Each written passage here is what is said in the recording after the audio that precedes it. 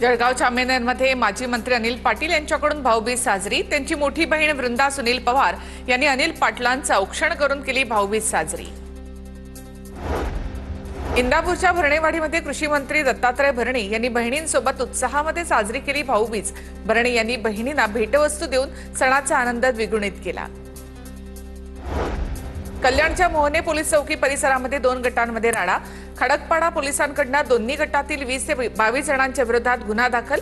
फटाक्याचे stall लावल्यावरून हा राडा झाला होता। कोल्हापुरातील जयसिंगपूर शहर हत्येने हादरलं। जयसिंगपूरमध्ये धारदार शस्त्राने वार करून एकाची हत्या। घटनेमुळे संपूर्ण परिसरात भीतीचं वातावरण। हत्येचं कारण अद्याप अस्पष्ट। नागपुरात फटाक्यांमुळे 2 चिमुकल्यांसह 31 जण भाजल्याची घटना।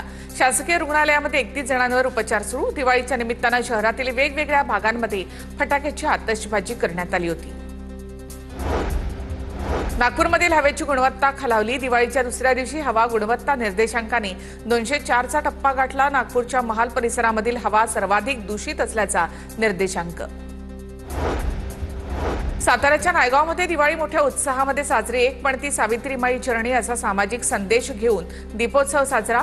शिवकालीन चित्रांचं नाण्यांचं प्रदर्शन।